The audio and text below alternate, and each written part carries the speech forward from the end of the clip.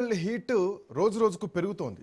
నైని బొగ్గుగనికి సంబంధించినటువంటి అంశం ఒకవైపు, టెలిఫోన్ ట్యాపింగ్ సంబంధించినటువంటి విషయంలో అధికారులను విచారణ అయిపోయింది. ఇప్పటివరకు అధికారుల ఎపిసోడ్ నడిచింది. ఇప్పుడు రాజకీయ నాయకుల వరకు వచ్చేసింది. మాజీ మంత్రుల్ని దీంట్లో విచారిస్తున్నారు.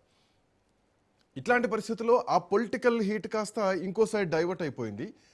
పోలీస్ వర్సెస్ మాజీ పోలీస్ లాగా మారిపోయింది పరిస్థితి. సింపుల్ చెప్పాలంటే ఇద్దరు ఐపీఎస్ల మధ్య ఒక ప్రచన్న యుద్ధం నడుస్తోంది. CP Sajjanar versus RS Praveen Kumar లాగా మారిపోయింది. ఆర్ఎస్ ప్రవీణ్ కుమార్ సిపి సజ్జనార్ని అంటే రాజకీయంగా ఇబ్బందులు పెడుతున్నారు అని మాట్లాడుతూ సజ్జనార్ మీద కొన్ని కామెంట్స్ చేశారు. ఆయన పైన కేసులు ఉన్నాయని చెప్పి, ఆయన పైన ఆంధ్రప్రదేశ్లో కేసులు ఉన్నాయని చెప్పి ఆయన కొన్ని కామెంట్స్ చేయడం జరిగింది.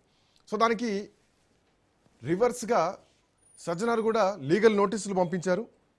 అసలు ఎక్కడ కేసులు ఉన్నాయి, ఏ స్టేషన్లో ఉన్నాయి, విచారణలో ఉన్నాయా, కోర్టులో ఉంటే ఎక్కడ ఏ కోర్టులో నడుస్తున్నాయి, పిటిషన్ ఇచ్చింది ఎవరు, ఎక్కడ కంప్లైంట్లు జరిగినాయి, ఎన్ని పోలీస్ స్టేషన్లలో ఉన్నాయి, ఆ విచారణ ప్రస్తుతానికి ఎక్కడుంది, ఇవన్నీ అంశాలను ప్రధానంగా ఇన్వాల్వ్ చేస్తూ ఆర్ఎస్ ప్రవీణ్ కుమార్కి సజ్జనార్ నోటీసులు పంపడం జరిగింది.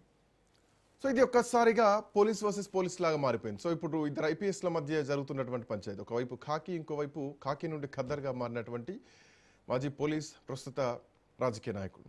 ఏం జరుగుతోంది, ఎటువైపు తిరుగుతోంది, నిజంగానే సజ్జనార్ పైన కేసులు ఉన్నాయా, ఆ ఆరోపణల వెనుక వాస్తవాలు ఏంటి మాట్లాడదాం. మనతో పాటు retired superintendent of police Sarveshwar Reddy గారు కూడా జాయిన్ అవుతున్నారు. Doctor Sarveshwar Reddy, advocate also. Yeah,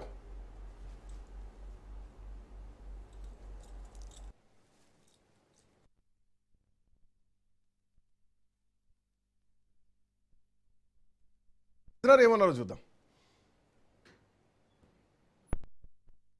Revanth Reddy ఆయనే హోంమంత్రి, ఆయనే ముఖ్యమంత్రి కాబట్టి ఇప్పుడు హైదరాబాద్ పోలీస్ కమిషనర్గా ఉన్న సజ్జనార్ గారిని ఆయన సిట్ చీఫ్గా పెడుతూ మిగతా ఒక 5-6 మంది ఐపీఎస్ ఆఫీసర్లను, ఇంకో 5-6 మంది అడిషనల్ డీసీపీలను, కొంతమంది ఇన్స్పెక్టర్లు పెట్టి కొత్తగా సిట్ ఫామ్ చేసింది.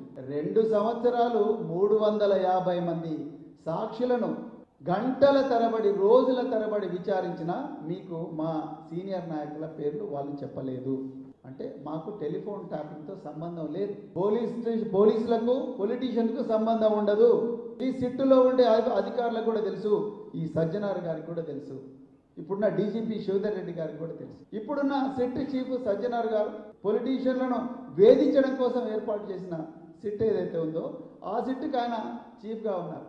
నేను ఏమంటున్నా అంటే సజ్జనార్ గారికి ఈ సిట్టును లీడ్ చేసి ఈ ట్యాపింగ్ వ్యవహారాన్ని విచారించే నైతిక అర్హత ఆయనకు లేదు, ఆయన ఎలిజిబుల్ కాదు.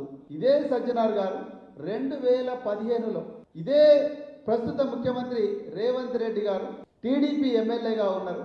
మరి ఆనాడు ఎమ్మెల్సీ ఎవరైతే స్టీవెన్సన్ ఉన్నాడో స్టీవెన్సన్కు 50 లక్షల నోట్ల కట్టలు ఇచ్చి ఓటు కొనుక్కోవడానికి, ఎమ్మెల్సీ వేం నరేందర్ రెడ్డి ఎమ్మెల్సీ కోసం ఓట్లు కొనుక్కోవడానికి లంచం ఇస్తున్న కేసులో పట్టుబడ్డాడు. ఆనాడు డిఐజీ ఎస్ఐబిగా సజ్జనార్ గారు ఉన్నారు. ఇంటెలిజెన్స్ చీఫ్గా ఇప్పుడున్న డీజీపీ శివధర్ రెడ్డి గారు ఉన్నారు. ఆనాడు ఇంటెలిజెన్స్లో ఉన్న అధికారుల మీద పోలీస్ కేసులు అయినాయి.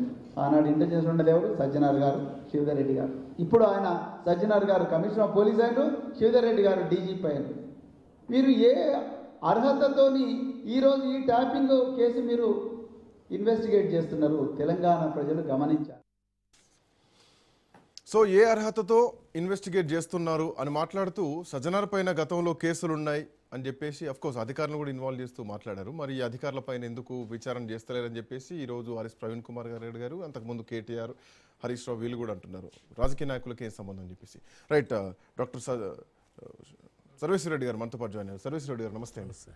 ఏం జరుగుతుంది? పోలీస్ వర్సెస్ పోలీస్ లాగా ఎఫెక్ట్ సీన్ మారిపోయింది. ఇంతవరకు బీఆర్ఎస్ పార్టీ వర్సెస్ కాంగ్రెస్ పార్టీలా ఉండేది. సో ఎప్పుడైతే ఆర్ఎస్ ప్రవీణ్ కుమార్ కొన్ని కామెంట్ చేశారో సజ్జనార్ మీద కూడా కేసులు ఉన్నాయి, ఆంధ్రప్రదేశ్లో 8-9 పోలీస్ స్టేషన్లలో 7 కేసులు ఉన్నాయని చెప్పేసి ఆయన మాట్లాడినటువంటి మాటల్ని ఎట్లా చూడాలి? దీంట్లో వాస్తవాలు ఏంటి? President RS Praveen Kumar sir ఏమో వాలంటరీ రిటైర్మెంట్ తీసుకున్నట్టు సివిలియన్. అవును, జనరల్ సెక్రటరీ, బీఆర్ఎస్కు జనరల్ సెక్రటరీ పనిచేస్తున్నారు సార్. సజ్జనార్కి వచ్చాము సిపి హైదరాబాద్, ఇది ఇన్ఛార్జ్ ఆఫ్ ది సిట్. ఇప్పుడు ఈయనకున్న రైట్స్ వేరే, ఆయనకున్న రైట్స్ వేరే. ఇప్పుడు ప్రజాస్వామ్య వ్యవస్థ డెమాక్స్లో ఫండమెంటల్ రైట్స్ ఉంటాయి. అవును. Freedom of expression, freedom of Liberty and freedom of holding the meeting అనేది ఉంటుంది. దాని ప్రకారం ఫండమెంటల్ రైట్ ప్రకారం ప్రవీణ్ కుమార్ సార్ మాట్లాడాడు. ఆయన అభియోగం చేస్తున్నది ఏంటంటే అప్పట్లో 2015లో ఈ was acted as SIB chief ఉండే. ఆ పరిణామ క్రమంలో అప్పుడు కేసు అయింది. ఆ కేసులో వీరే సజ్జనర్ మీద అప్పుడు కేసు అయింది. సజ్జనుడు కాదు, అప్పుడున్న ముఖ్యమంత్రి గారు ఇప్పుడున్న ప్రజెంట్ ముఖ్యమంత్రి గారు అప్పుడు కేసు అయింది. అవును, ఓటుకు నోటు కేసు అయింది కదా. ఓటుకు నోటు కేసు. అప్పుడు వీళ్ళు ట్యాప్ చేసిండ్రు, వీళ్ళ మీద ఎందుకు కేసులు లేవు, వీళ్ళు ఎందుకు ప్రాసిక్యూట్ చేయలేదు అనే కాన్సెప్ట్ కింద సార్ను ప్రశ్నించాడు ప్రవీణ్ కుమార్ సార్. దానికి మరి సజ్జనార్ సారు హర్ట్ అయినట్లు నా మీద కేసులు ఉన్నావు అని చెప్తున్నావు కదా, ఆంధ్రప్రదేశ్లో 10, 12, 9, 10 పోలీస్ స్టేషన్లో ఎఫ్ఐఆర్ రిసీవ్ అయినా ఉన్నావు కదా అని ఆయన ట్విట్టర్లో పెట్టిండు, నోటీస్ ఇచ్చాడు. ఏమని అంటే ఎఫ్ఐఆర్ ఎక్కడ ఉంది, క్రైమ్ నెంబర్ ఎంత, సెక్షన్ ఆఫ్ లా అయింది, ఏ పోలీస్ స్టేషను, ఎక్కడ ఏ కోర్టులో ఇదైంది, డిస్పోజల్ ఎంత, ఏం డిస్పోజల్ అయింది, పెండింగ్ ఉంటే ఎందుకు పెండింగ్ ఉన్నాయి, ఇవన్నీ అడుక్కుంటూ ఇచ్చిండు. If you able to submit the return explanation with document evidence I can కీక్ పోట్, అదర్వైజ్ నేను సివిల్ కేసు, క్రిమినల్ కేసు పెడతా అనే కాన్సెప్ట్ కింద ఆయన ఇచ్చాడు.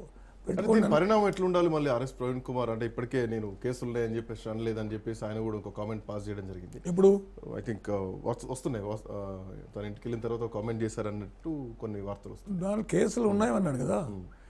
నిన్న దాని మీద క్రైమ్ నెంబర్ ఉండాలి, పోలీస్ స్టేషన్ ఉండాలి, ఏ సెక్షన్ లో ఉంది, ఏ సెక్షన్ లో ఆఫ్ ఉంది, డేట్ ఆఫ్ టైం ఉండాలి, ఏ డేట్ లో ఉంది, అండ్ ఏ కోర్టులో విచారణ నడుస్తుంది. సో ఒకవేళ కేసులు లేకపోతే డీటెయిల్స్ అన్ని తెలిసి ఉండాలి కదా. ఒకవేళ కేసు లేకపోతే 417, 420 కింద క్రిమినల్ కేసు అవుతుంది సార్ కింద. దాని మీద డిఫమేషన్ సూట్ కింద 500 కింద డిఫమేషన్ సూట్ కూడా వేసే ఛాన్సెస్ ఉంటాయి. కేసు లేకపోతే ఒకవేళ ఉందంటే there is the matter, it's a fundamental right కింద వస్తుంది. పీపుల్స్కి ఎక్స్ప్లెయిన్ చేయాల్సిన బాధ్యత రాజకీయ నాయకులు ఉంటుంది కనుక దాని కింద ఇట్ కెనాట్ బి యాక్ట్ అంతే. అది అందుకొరకు ఎవరు ఏం చేసినా వెయిట్ అండ్ సీ, సార్ ఏం సబ్మిట్ చేస్తారో చూడాలి, చూసిన తర్వాత ఒపీనియన్ వస్తుంది.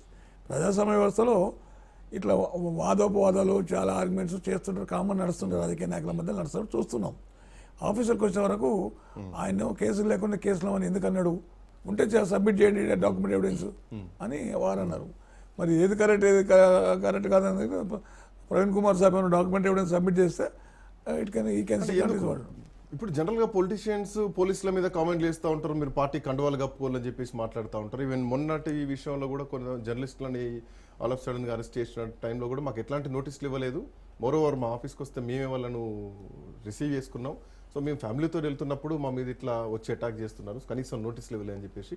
సో ఎవరు చూడు మళ్ళీ సజ్జనార్ వైపే చూపిస్తున్నారు, అన్ని వేళ్ళు అటే చూపిస్తున్నారు. ఎందుకు సజ్జనార్ పొలిటికల్ టార్గెట్ అవుతున్నారు? దాంట్లో ఏమైందంటే మన ఇంటి దాంట్లో అసలు క్యాండిడేట్ని వదిలిపెట్టి ఈ కోడిపిల్ల పట్టిన చిన్న చిన్న దగ్గరికి పోయారు. ఇప్పుడు ఎక్కడైనా అంత పెద్ద న్యూస్ ఇచ్చేటప్పుడు without notice of the management లేకుండా ఇవ్వలేరు. మాకు తెలుసు కదా journalist, role of the journalist. అందుకోసం వాళ్ళ బాధ అది ఉంది, నోటీస్ కూడా ఇవ్వలేదు. అంటే అర్నేష్ కుమార్ దాంట్లో జడ్జిమెంట్ ఉంది, బీఆర్ దాంట్లో బిలో 7 years పనిష్మెంట్ ఉంటే బెయిల్ ఇచ్చి వదిలిపెట్టమని తీసుకుపోయి కోర్టులో ప్రొడ్యూస్ చేశారు. ఆగమే కదా కోర్టులో ప్రొడ్యూస్ చేశారు. అంత అది ప్రొడ్యూస్ చేయాల్సిన అవసరం అయితే లేదు నాకు తెలిసి అయితే. ఇది మరి ప్రొడ్యూస్ చేయడం మూలంగా మేజిస్ట్రేట్ గారు కన్సిడర్ చేయలే, రిటర్న్ చేసేసాను. అప్పుడు బెయిల్ కింద వెళ్ళిపోయారు బయటికి. వాళ్ళు వ్యక్తపరుస్తున్న బాధ అది. అట్లీస్ట్ నోటీస్ అని అలాగే 41 90 వాళ్ళు నోటీస్ ఇచ్చేసి ఎక్స్ప్రెషన్ కాల్ ఫర్ చేసినాక సాటిస్ఫై కాకపోతే కోర్టు పంపు అనేది వాళ్ళ బాధ. అది కరెక్టే, ట్రూ. అంటే ఎందుకు ఆల్వేస్ ఏ అంశం చూసుకున్నారు జనరల్గా అయితే సజ్జనార్కి ఒక సెలబ్రిటీ కైండ్ ఆఫ్ హోదా ఉంటుంది. ఈవెన్ సినీ వర్గాల నుంచి కానీ లేదంటే జనాల నుంచి కానీ, గతంలో వరంగల్లో జరిగినటువంటి ఎన్కౌంటర్ టైంలో కానీ లేదంటే హైదరాబాద్లో శంషాబాద్లో డాక్టర్ సంబంధించినటువంటి దిశ విషయంలో కానీ, సో కొంత యాక్టివ్ మోడ్లోనే ఉంటారు. ఆయన ఎప్పుడు పొలిటికల్ టార్గెట్ కాదు, అండ్ మోర్ ఓవర్ మోటివేట్ చేస్తూ ఉంటారు. సోషల్ మీడియాలో కూడా రెగ్యులర్ యాక్టివ్గా ఉంటూ ఉంటారు. అండ్ బెట్టింగ్ సంబంధించినటువంటి విషయంలో కూడా అఫ్కోర్స్ ఆయన ఆఫ్ ది డ్యూటీలో ఉన్నా కానీ, ఈవెన్ ఆర్టీసీ ఎండీగా ఉన్నప్పుడు కూడా ఆయన సోషల్గా చాలా అవేర్నెస్ చేస్తూ ఉంటారు. అట్లాంటి సజ్జనార్ ఎందుకు టార్గెట్ అవుతున్నారు? ఈవెన్ సిట్గా ఆయన పని ఆయన చేస్తున్నారు, లేదంటే అసలు సిట్టు విచారణ ఎట్లా జరుగుతోంది, సిట్టు పైన ఎందుకు ఇట్లాంటి రిమార్క్స్ వస్తున్నాయి? మరోవర్ హరీష్ రావు ఏమంటున్నారంటే రిటైర్మెంట్ దగ్గర ఉన్న వాళ్ళని తీసుకొచ్చి సిట్ అధికారులు పెట్టేసి మీరు ఏదో చేస్తున్నారు, తర్వాత కూడా మీ అంతు తేలుస్తాం, ఈ సప్త సముద్రాల బయట ఉన్న మేము తీసుకొస్తాం అని చెప్పేసి ఆయన ఇస్తున్నటువంటి కామెంట్. ఎట్లా చూడాలి ఈ సిట్ ఎపిసోడ్? సిట్కు ఆయన ఇన్ఛార్జ్ పెట్టి డ్యూటీలు నెరవేరుస్తున్నంత మాత్రాన ఈజ్ నాట్ ఏ కల్ప్రిట్. నువ్వు అయిపోయినా కూడా ఇటు సేవ రిటైర్మెంట్ తగినంత మాత్రం డ్యూటీ చేయడం లేదు కదా. 1 year లాస్ట్ మినిట్ వరకు లాస్ట్ మినిట్ వరకు చేస్తే అప్పుడు రిటైర్మెంట్ అవుతావు. అందుకు అది హరీష్ రావు గారు అన్న మాట అయితే నేను ఐ డో నాట్ యాక్సెప్ట్. అది ఎప్పుడు లాస్ట్ మినిట్ వరకు మీరు అన్నట్టు లాస్ట్ మినిట్ వరకు డ్యూటీ చేసి రిటైర్ అయిపోవాలి. తర్వాత అనెథికల్ అనే మాట మాట్లాడారు మన ప్రవీణ్ కుమార్ సాబ్. అది కన్విక్షన్ అయ్యి ప్రూవ్ అయితే తప్ప అనెథికల్, లేకుంటే అనెథికల్ కాదు. అది కేసులో ఉన్నంత మాత్రం అనెథికల్ కాదు, కేసు ప్రూవ్ కావాలి కదా. ఒకవేళ ఉండకుండా ఉంటే అనెథికల్ అనే మాట ఇట్స్ నాట్ కరెక్ట్. సార్ ఏదో ఉద్దేశంతో మాట్లాడడం, కానీ అనెథికల్ అనే మాట అయితే కరెక్ట్ కాదు. వాళ్ళు కేసులు ఉన్నంత మాత్రం ఇన్వెస్టిగేట్ చేయొద్దనే లేదు, ఇన్ఛార్జ్ ఉన్నది లేదు. It's order given by the government. అందుకొరకు అట్లా అదేం కాదు దానికి. అంటే వాస్తవానికి ఎవరైనా కానీ ఏమాత్రం ఎవిడెన్స్ లేకుండా మాట్లాడరు. సో ఆంధ్రప్రదేశ్లో నిజంగానే అన్ని కేసులు ఉన్నాయి, అన్ని పోలీస్ స్టేషన్లో ఇన్ని కేసులు ఉన్నాయంటే జనరల్గా ఎఫ్ఐఆర్ ఫైల్ అయితేనే కేసు ఫైల్ అంతే. అదర్వైజ్ కంప్లైంట్ ఇచ్చినంత మాత్రాన అది కాదు, దానికి ఏదో అక్నాలజ్మెంట్ చేస్తారు, ఎఫ్ఐఆర్ ఫైల్ అవుతుంది. బట్ ఇది ఎఫ్ఐఆర్ వరకు చూడాలా, లేదంటే ఏమైనా అట్లాంటి పిటిషన్స్ ఏమైనా గతంలో కంప్లైంట్లు ఏమైనా పోయిన హిస్టరీ ఏమైనా ఉందా ఈ పర్టికులర్ ఈ ఆర్ఎస్ ప్రవీణ్ కుమార్ కామెంట్స్ బేస్గా? పర్టికులర్గా ఆ స్టేషన్లో ఆ రోజుల్లోనూ జీడీ జనరల్ డైరీ వెరిఫై చేయాలి. If they gave complaint, FIR కట్టకుండా దాన్ని జనరల్ డైరీ ఎంట్రీ చేయాల్సి వస్తుంది, రిసిప్ట్ చేయాల్సి వస్తుంది. మళ్ళీ రిసిప్ట్ ఇచ్చిందా, జనరల్ ఎంట్రీ అయిందా, కాలేదా, ఎంట్రీ అయితే ఒకవేళ ఎఫ్ఐఆర్ అయిందా, ఎఫ్ఐఆర్ అయితే స్టేజ్ ఆఫ్ ది కేసు అయింది. ఇవన్నీ రకరకాల స్టేజ్లు ఉంటాయి. పార్ట్ 2లో ఎగ్జామ్ చేయాలి, పార్ట్ 1 కొట్టాలి, రకరకాలు ఉంటాయి. అందువలన అది నాకు తెలిసి అయితే అక్కడ మరి ఆయన ఇచ్చిండు ఖచ్చితంగా, అంటే మొత్తం వితౌట్ కన్ఫర్మేషన్ ఇయ్యాడు కదా. సిపి గారు ఇచ్చారంటే ఆ కన్సర్న్ స్టేషన్ల పేరు కూడా చెప్పారు కదా, వితౌట్ కన్ఫర్మేషన్ ఇయ్యాడు. మరి వెయిట్ అండ్ సీ. ఆయన వితౌట్ కన్ఫర్మేషన్ ఇయ్యారు, ఈయన వితౌట్ కన్ఫర్మేషన్ ఇయ్యను కూడా చెప్పాడు. ఎందుకంటే ఈజ్ ఆల్సో ఆయన ఐపీఎస్ ఆఫీసర్. అవును. సో ఈ ఇద్దరిది ఎంతవరకు పోతుంది అనుకోవచ్చు? ఇద్దరు ఐపీఎస్ల మధ్యలో జరుగుతున్నాయి వివాదం. ఇప్పుడు ఏమవుతుందంటే ఎంతవరకు ఏం పోతుంది, రాజకీయ నాయకుల మధ్యలో ఉన్నటువంటి వైరుధ్యాలు వీళ్ళకి గురజాలుతారు, మోసుకొని తిరగాల్సి వస్తుంది తప్ప వేరేం లేదు. వీళ్ళకి ఏం సంబంధం, ఎవరికి ఏం సంబంధం లేదు. చట్టం ఎట్లా ఉంటే అట్లా పోవాలి, తప్ప ఎవరు వాళ్ళు శిక్షించాలి తప్ప అట్లా అగ్రెస్ట్ కూడా చేయలేరు. యాజ్ పర్ లానే పోతారు. కానీ మరి కేసులు ఎఫ్ఐఆర్లు ఉంటే నైతిక విలువలు లేవన్నట్టు అంటారు సారు. అనైతికలుగా చేయనిక లేదు ఇన్వెస్టిగేషన్ అంటారు sir. Investigation sir incharge of the SIT